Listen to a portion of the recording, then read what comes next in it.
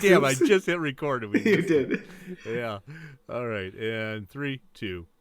Hey, and welcome, everybody. Come on in and grab a seat at the bar. I'm your Photo Happy Hour bartender, Michael Mowbray. And joining me today are my fellow bartenders, Dan Frievalt and Carl Caylor. Say hey, guys. Hey, guys. Hello. Hello. Hello. So what are you guys drinking today? What do you have? What's dialed up? It's dialed up. A little bit of ice and a lot of whiskey. Whiskey. I was going to do whiskey, but I have to do my taxes after this. Now that I say that, I should have had a lot of whiskey. Instead a lot of whiskey. That's how I do my taxes. Yeah. I'm like, have a lot of whiskey. I'm like, I'll write that off. The whiskey? including the whiskey. Actually, you can. You photographed it. I know. That is actually part of my plan. I just realized this the other day, and I've done some of this already. But my plan is I'm going to buy nothing but really, I buy pretty good single malt scotch anyway. But every time I buy a bottle, I'm going to put it on a set. I'm going to photograph it. It's a prop. I'm going to put it into my portfolio, and I'm going to, possibly sell it as stock. It's a prop. It's a prop. It's now a prop. Well, think about it. You can use it for composites and everything. Sure. Well, I mean, since we're doing the podcast, isn't that also like, it's a write-off? Sure, because it is it's an integral part of the podcast. It was on our T-shirt and everything. It was. Yes, so we've it got still proof. is. We have evidence. We are so not tax experts. Do not take our tax advice. That's our disclaimer. In fact, if you work for the IRS, this is sarcasm. We're just kidding. Just joshing, yeah. Even if we not have Josh. accountants. Accountants tell us, well, you can't do that. Okay. All so right. I'm having, here we go, some Balvenie Doublewood 12-year-old. Ooh.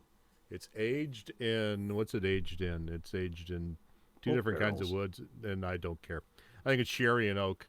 But I had forgotten that I picked this up the other day after I ran to the bank, and it's been out in my truck for like 3 days. You ran? 4 days. Yeah. Ran the truck. Okay. Yeah, I ran the truck, and it's been out in the back of my truck for like 4 days, and it's chilled. Nice. So it's chilled scotch, yeah. Then you don't even need the little bit of ice. So speaking of write-offs, does this segue into our topic? It is. It does. It could. So let's do a little preamble for that. The purpose of this podcast. What is the purpose of this podcast? Give us a reason to get together and drink and tax write-offs. I don't know. Tax write-offs. Anyway, the purpose of the podcast, the premise of this podcast, is that we are 3 professional photographers who get together and talk about photography stuff, and we have some drinks. And the more we drink, the more we know, the more we share. We lay down lots of knowledge. Hopefully you learn some stuff, and if you don't, we don't care.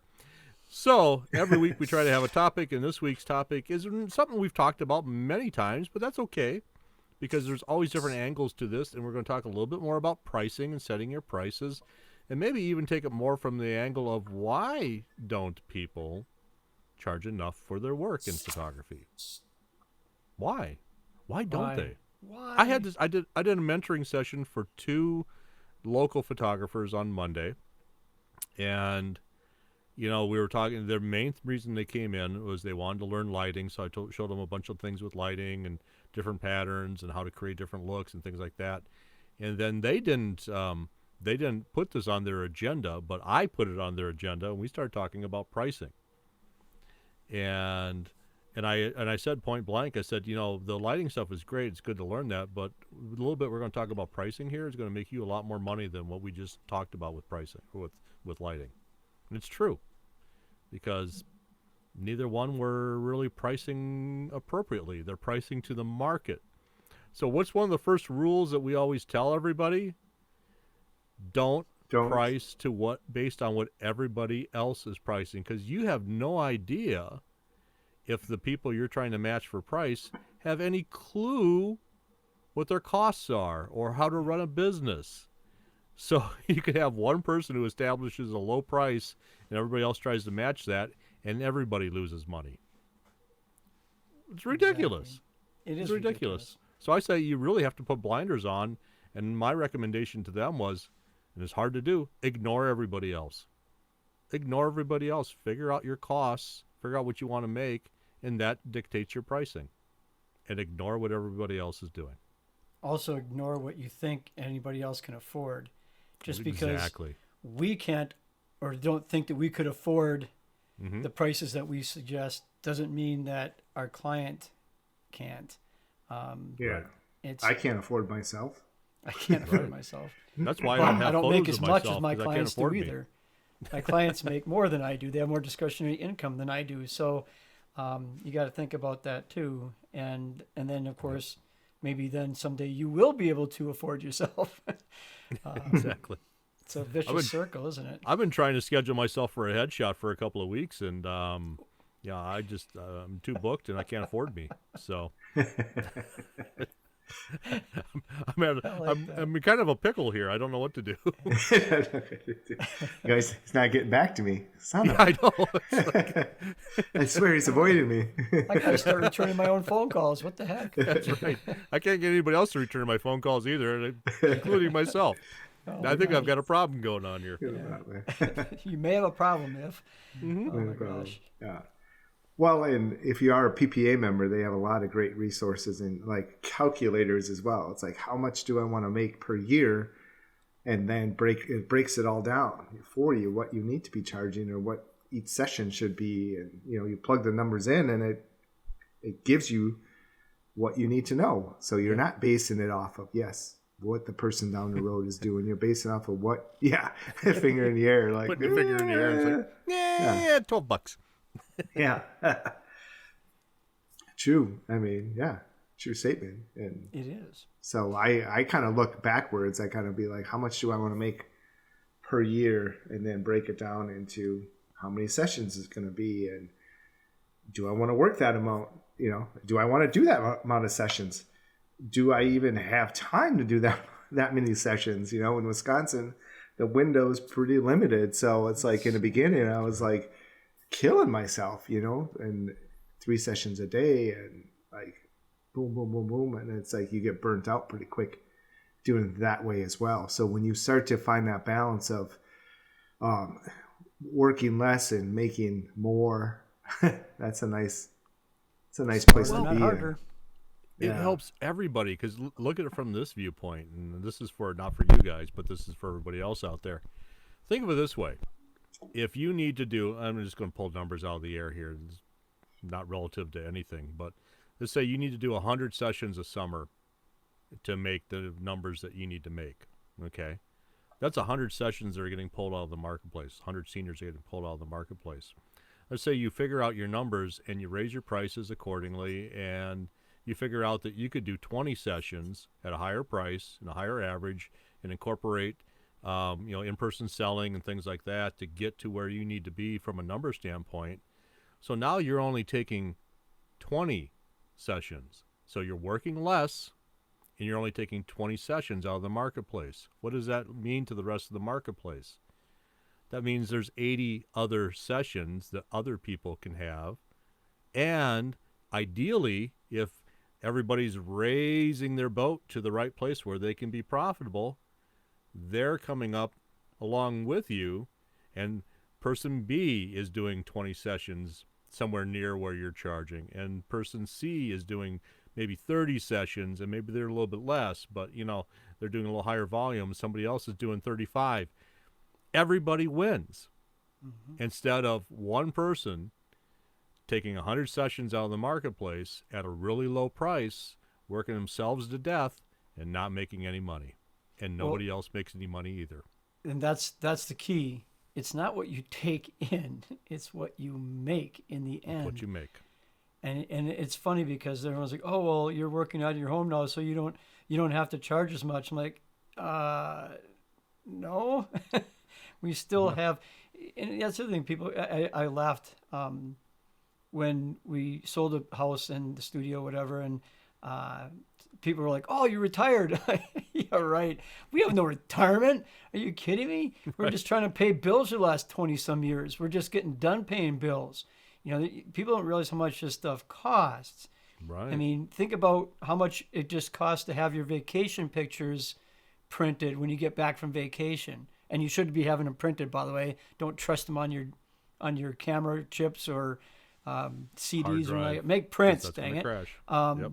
Different segue, different rant. But think of how much just that cost. Now multiply that times a bazillion for what we're doing. Just to store our images. Just let's think about that. Just to store our files for our guests. That's a RAID system. It's what, about $2,700 every 3 years, just to store the files. Your computer lasts 3 to 4 years, and it's another $4,000. Two. There's one over here. I got 3 RAID systems in here. Yeah. Yeah. Hey, you know what? That's a good topic. We should just add up all the things. What does it take to run this? I mean, we not just have insurance, liability, and business, and for the equipment, okay? Right. But we also then have heat, electricity. Mm-hmm. We have desks. What's that? Desks, printers, computers, RAID systems. We have cleaning fax supplies, machine. Fax machine. I mean, I didn't realize how much a high-end one. Jeez. Printers and flip phones, telephone systems. I mean, just to set up. Do you know how many pictures? I had a relative of mine that was in college and wanted to raise some extra money while she was in college, and she's like, "Well, I was thinking about doing slideshows at weddings." And I said, "Oh, okay. Well, we've offered that before in the past, a long time ago, but we did that." And I said, "Well, how do you think you're going to go about it?" She said, "Well, they can send me their pictures. I'll scan them, and then we'll put it to music, and then we'll play it at their receptions." And I said, "Okay, first of all, are they images that are copyrighted or not copyrighted?" She said, "What do you mean?" I said, "Well, if they didn't take them, if they were professional images, you can't scan them because you're charging for that." She goes, "Oh, okay, well, that's something I'll have to think about." I said, "Yeah." I said, "Okay, and then how are you going to show them?" "Well, I was thinking about buying a video projector." I said, "Okay, well, have you started looking at the prices for that?" And at the time, they're about, $1,800, $2,000, somewhere in there. I said, "Okay, $2,000. I said, "You're still going to need a scanner. All right, let's start adding all this stuff up. How much are you going to charge for the people to do this?" "I was thinking about $100 a wedding." I said, "Well, okay, how long do you think you're going to be in college that you're going to have extra money?" Because even if you did a wedding a weekend for the first year throughout the wedding season up here, that means you just paid off your expenses. Right. And you did all that work for nothing. Nothing. Yeah. Yeah, for zero. So just because you're working your butt off and you're up till 3 o'clock every morning trying to keep up with your volume doesn't mean you're making money. It means you're too cheap. And I know it's blunt, but it's the truth. Point I made on Monday when I was doing the mentoring session, and both of the people I was mentoring kind of just looked at me like, "What?"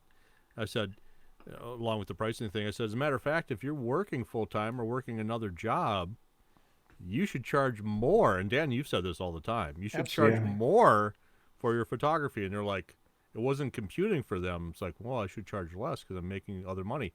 No, it's not your primary income. It's taking the cost to you is all of your non-working time, which is, your mental health time, your relaxation time, the time with your family. Mm-hmm. That should be coming at a premium, not at a discount. Yeah. You're playing with house money too, because you have stability and you have insurance. You have a lot of those things. So yeah, I thought of it the other day. That's a perfect kind of saying is I'm playing with house money, man. I could just do whatever I want. Like, so you don't book me, no big deal. If I lose a bunch of sessions a year and people don't book me, I'm like, ooh, how am I going to make that money up? I have to do, we all have to do something because we're all, full time that way. And we do have, that I do sell presets. I have the membership. I have different things.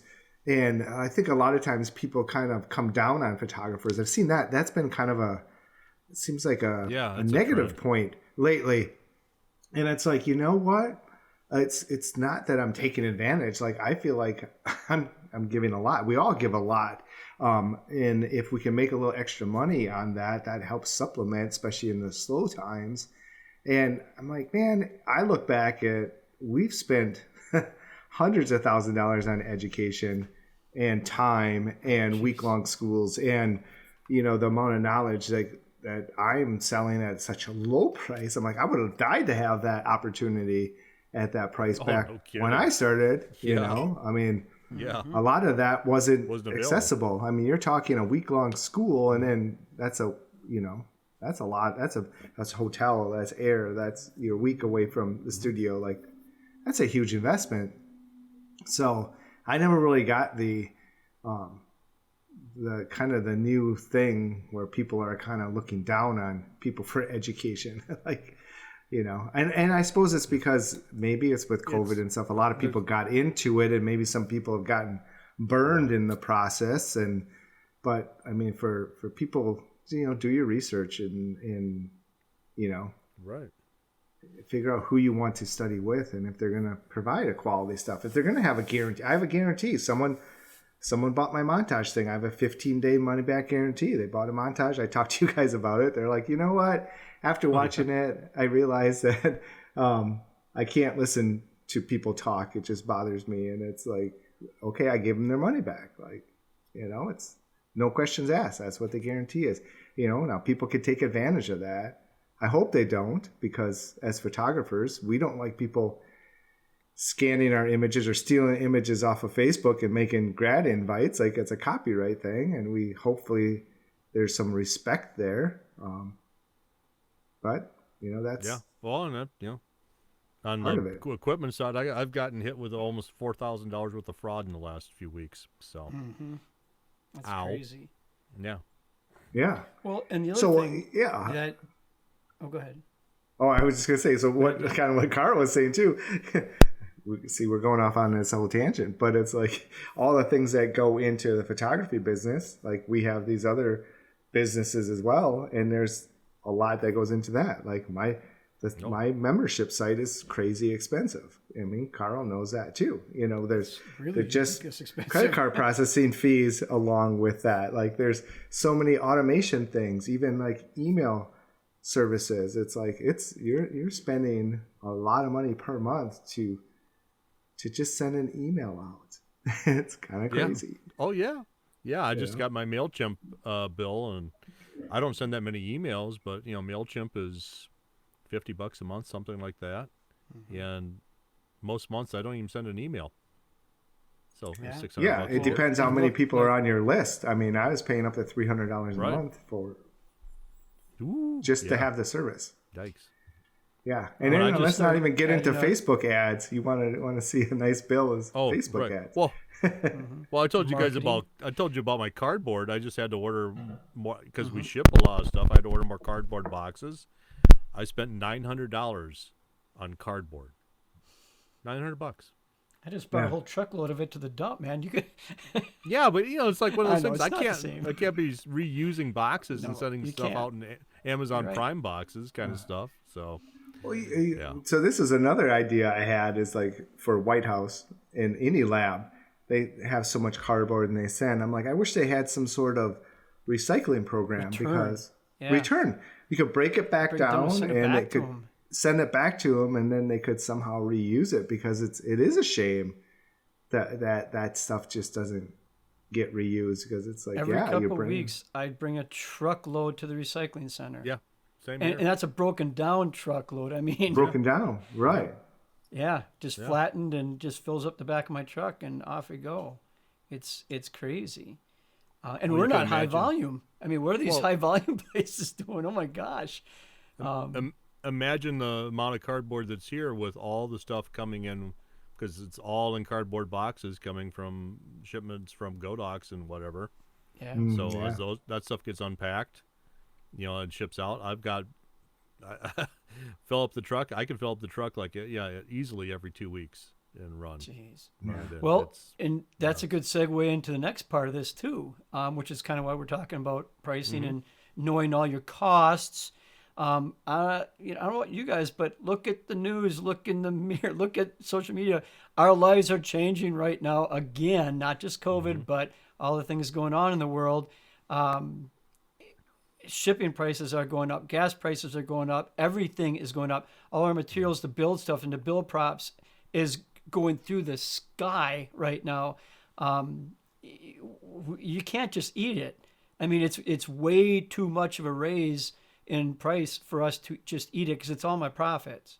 I mean, Right. quite frankly, between shipping, when some things that used to be nothing at all and now are costing $80 to ship a frame here, oh my goodness, you can't just eat that.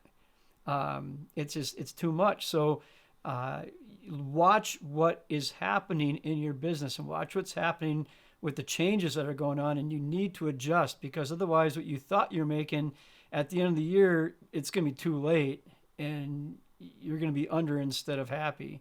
That's not Right. fun.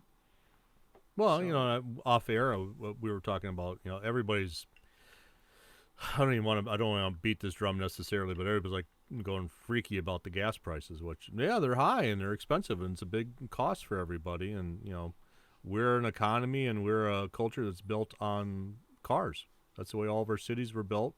Our entire culture is built around the interstate highways and driving to work, whereas, places like Europe and other countries are more around public transit. But that's neither here nor there. That's just a reality. So we drive everywhere, and when all of a sudden your gas cost is twice what it was a year ago, where's that coming from?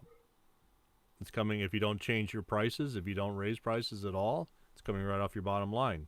So if you're driving 2 hours to photograph a wedding, and it's 120 miles away, and it's 240 miles round trip. We're doing math here, folks. Better drink Wait, up. hold on. I was going to say 240 that miles earlier. round trip. I was going to say You that get- earlier. I'm like, man, there's a lot of math in this episode. This is going It's to be going to be a lot of good. math today. You get 24 miles to the gallons, 240 miles. How many gallons do you need? More than 2. 10. Two So it's gonna oranges. cost you $40 in gas, where it might even cost you $20 in gas.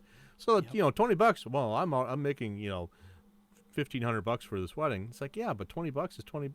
I mean, because it's $20 here, $20 there. Oh, now your prints are more because the lab raised prices. Your prints are more because the shipping, as Carl mentioned, is higher.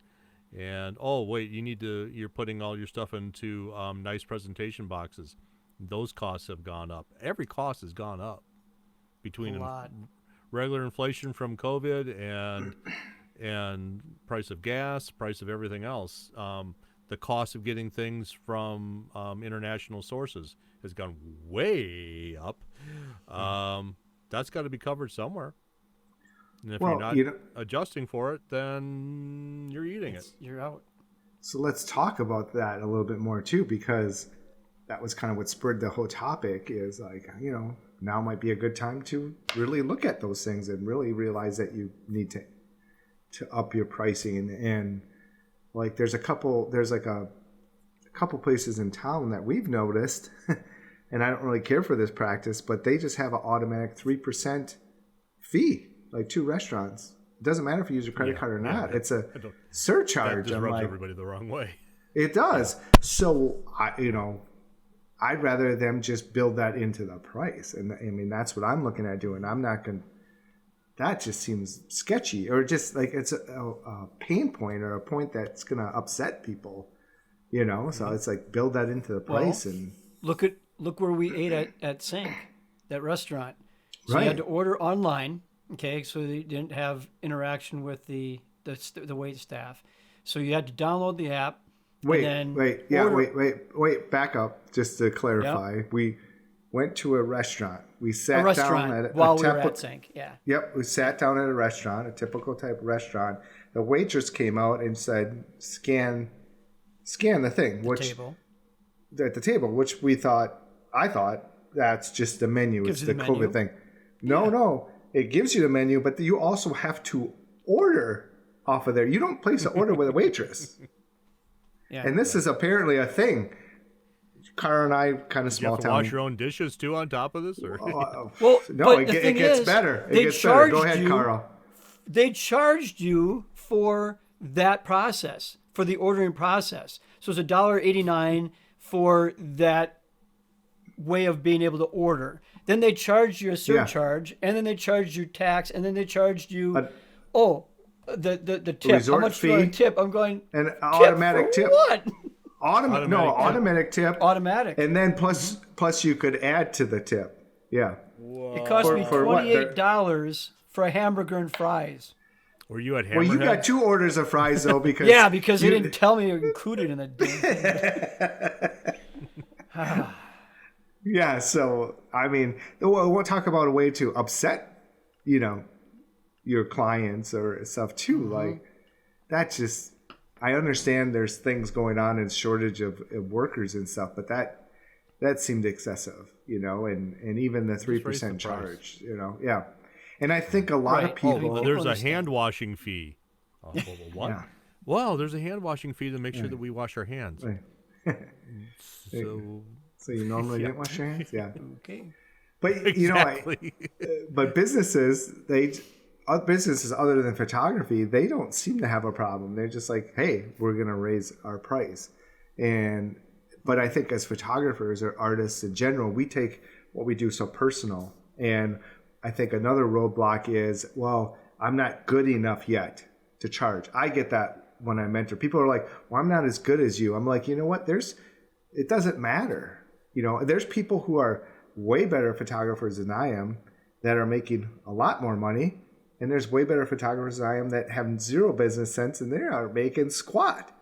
Right. In the same sense, you have someone that is doing good, clean work, but their business, I know we've talked about this before, but I want to hammer on it because it's so true.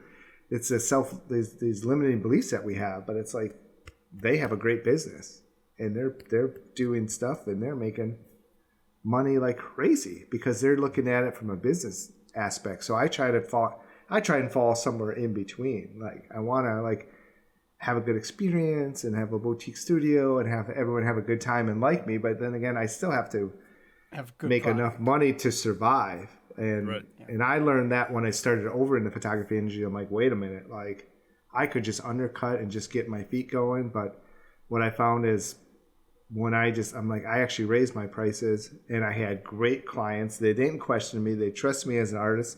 Now, was that stressful for me? Yeah, because I'm like, well, what if they're not happy? I mean, you have the same doubts. Like, well, sure. It puts pressure on you to make sure you perform. Yeah, it pushed me. It made me a better photographer. Yeah. The problem when you start low, and that's where everybody thinks they have to go, I don't know anything, I'm not that good.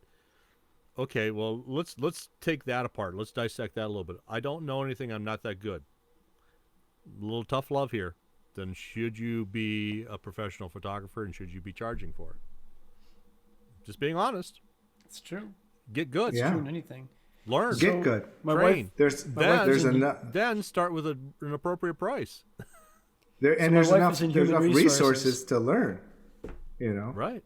There's a lot of resources to learn. So I got to read you this. My wife is in human resources, so I had to share this with her because I thought it was really funny. She interviews people all the time. But there's a little photograph going around on Facebook. It says, you're asking a pretty high salary for someone with no experience. And the person says back, well, this job is going to be really super hard since I don't know what I'm doing, so I need to have extra money for it. Like, it's so perfect. Yeah. Oh, my gosh. But, that's the thing. Dan hit it on the head. I know a lot of people that are, like, Muko talented that aren't even in the industry anymore because they didn't look at the whole picture. Mm-hmm. They were trying to think about this. Like I always equate it to the dime store that we used to have in Pulaski there. You go to the dime store and you have the candy bars there and all the candy and all the kind of stuff on the front counter. And you start thinking, okay, well, how did they price that? Well, they took their, we want to make 25 cents per candy bar or whatever it happened to be back then. So they took their cost and they added that 25 cents. We can't do that here.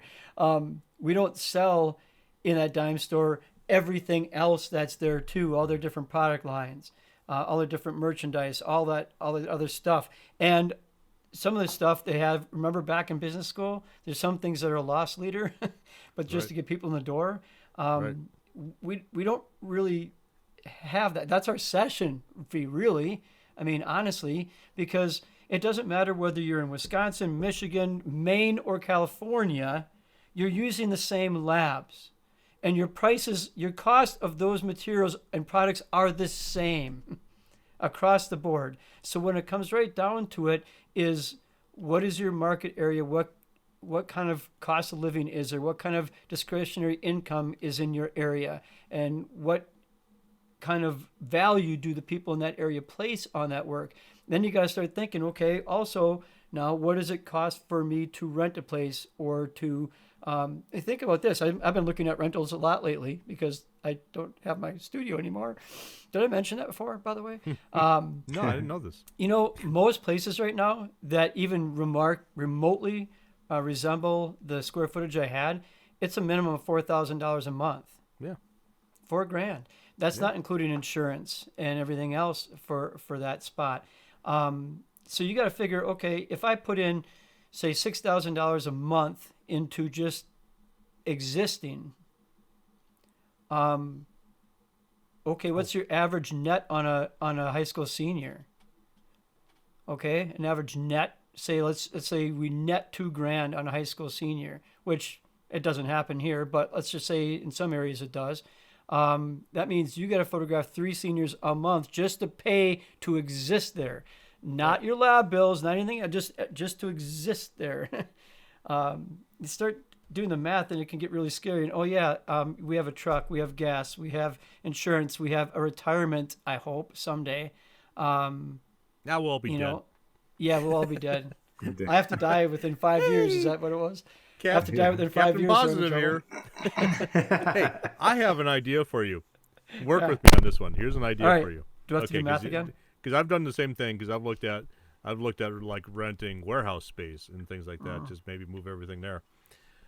Here's what you do for a studio. Now, this crossed my mind as well. Go to the local storage unit place and rent a 10 by 20 unit. And then when you go there, and just make sure that the pull-up door is north facing. Yeah. You just put a studio in there, and when you have somebody that needs like studio work, you drive over to the storage unit, you roll up the door, all your stuff's there, boom, 10 by 20 studio. Done. Yep. Yeah. No, I've already thought of that. Yeah. Well, they have those garage condos by us here too, where you can buy the condos. I get ads for those. Oh yeah, I saw that. Those are on the pretty way, cool. right off the highway there. Yeah, they got the clubhouse and everything. Yeah, they're sweet. Yeah. Yeah, which a lot of plumbers and electricians and stuff have that because they're 100%, on the road, but they need a place to put their truck and have a place to all their stuff because extra PVC again there's pipe and extra storage and stuff. Yeah, because there's ordinances too. You can't just have a work truck sitting in your driveway here in the city. It's oh wow, against the ordinances. Your people need a place to park. There. Yeah, we're kind of fancy here. Yeah. we got to pay Aaron Rodgers' big contract, so we have to. I was going to ask about that. Did your taxes go up in the county? Yeah. I'm glad I'm not an owner. Whew. I didn't buy that fake stock. Here, I know where you should move, Carl, because I found some great places in southern Alabama when I drove through there on the way to St. Yeah. I saw some wonderful places that you could get really cheap because like the corner of the front porch is being held up by an abandoned truck. so see the one I saw had a cow. The support had fallen and they put the truck there and it's holding up the roof. I saw one with a cow standing in the porch, and I swear to God, its head was holding it up. It's just like, what if the cow moves? Yeah, that's moves. Get it? Oh, never mind. Moves. Yeah, I drove through there. I'm like, I feel pretty good about myself. Right That's utterly possible. It is utterly possible. Oh, yeah. I got to drink. So, you got to drink good that. Comeback. Yeah. I got to come back. So I'm going to take the assist on that one, though. while we're having a drink, I want to remind you that the PPI, Professional Photographers of Iowa, are having their winter convention March 18th through the 21st in Des Moines. This is the year to level up your business, so join your fellow photographers for top-notch education from some of the best educators in our industry, such as Tom Rouse, T-H-O-M, Rouse, Thom, Kimberly Smith, Chris, he would kill me for saying that. He will. Kimberly Smith, Chris Woolley, Alex Charisma, Corey McDonald, and more. I don't know who the more are, but there are more. All photographers are welcome to register and attend this in-person event. It's not required to be a PPI member to attend. Other features of this event include multiple opportunities for networking, saying, hey, how you doing? A vendor trade show, print competition, and an awards banquet. Not only that, but there's a costume party. I don't know what kind of costumes. Some of those got a bit crazy at times, I remember. Oh, they can be. A shootout with 3 shooting bays to get creative and learn hands-on in a fun, casual atmosphere. So learn more at ppiowa.com. That's ppiowa.com. Okay. And I think you get a free bear hug from Ben Shirk as well. Isn't that part of or Corey will do it too, though. Or you get tackled in the hallway. You get tackled as well.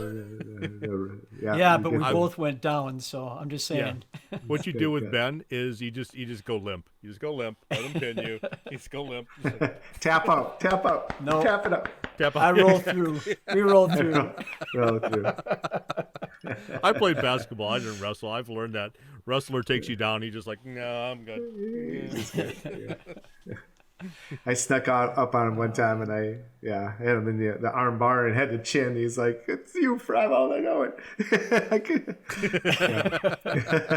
You had me. You got me." But yeah, It's so funny. It's gonna be a good show, though. Go check it out. It'll be good. But with that, we may be done with pricing today. I think we might Charge be. enough.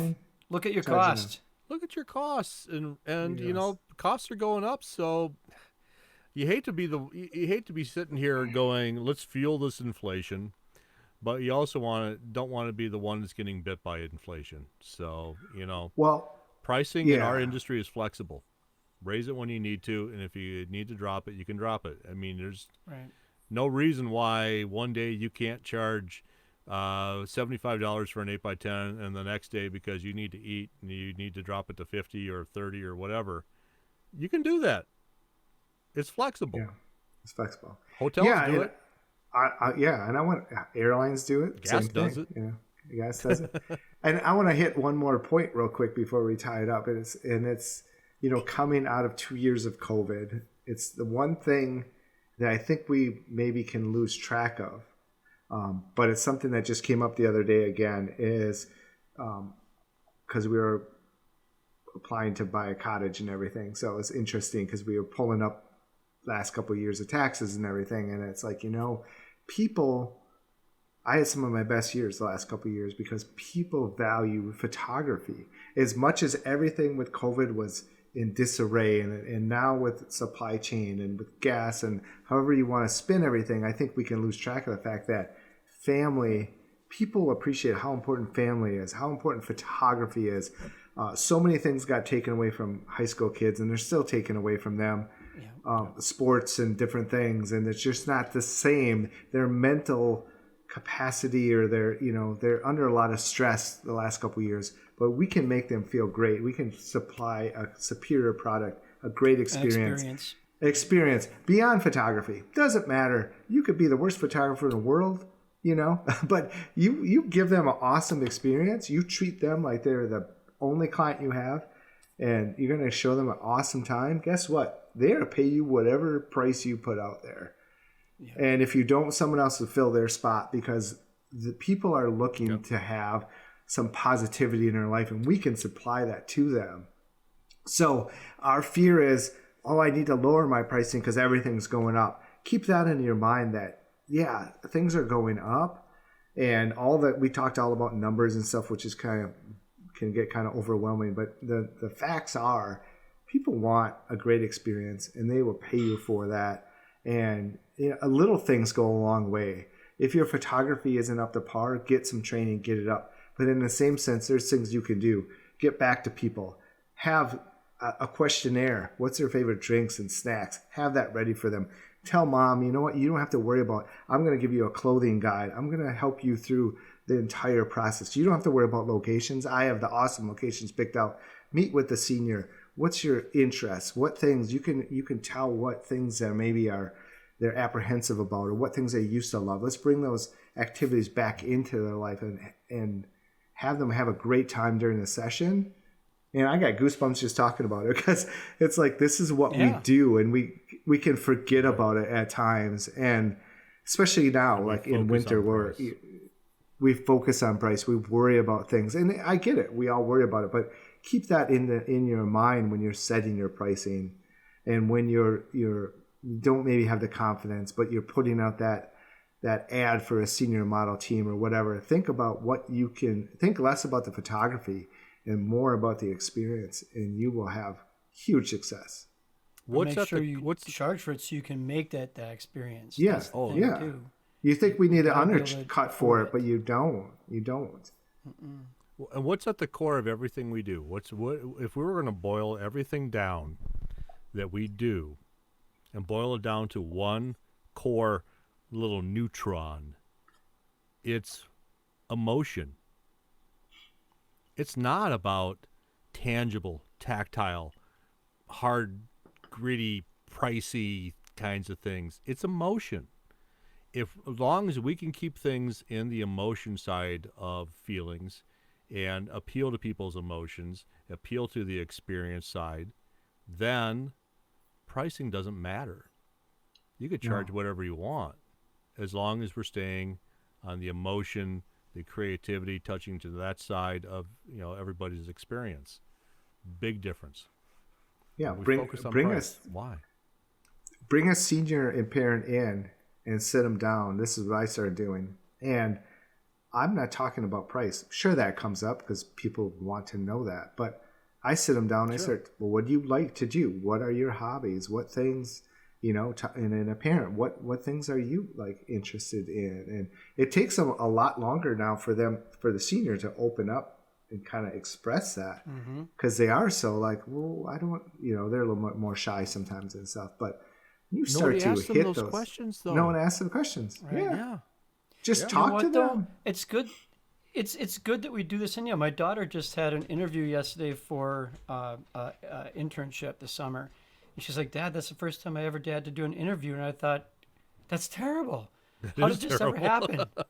And seriously, how did this happen? She's a junior in college, for God's sakes. All the other jobs she's had, she's just been asked to do. Yeah, and she's done them, but. And she goes, well, Daddy, they asked what my strengths were, what my weaknesses were. I said, get used to it, kid. That's what you're going to be asked. You got to have an answer. But maybe what we're doing is helping them get to that level of comfort for those things too. What do you like to do? What are things you might be worried about that's coming up in high school senior portraits or whatever? Ask them these questions, and then maybe they won't give you honest answers because they're nervous right now, but maybe it helps them in the future too.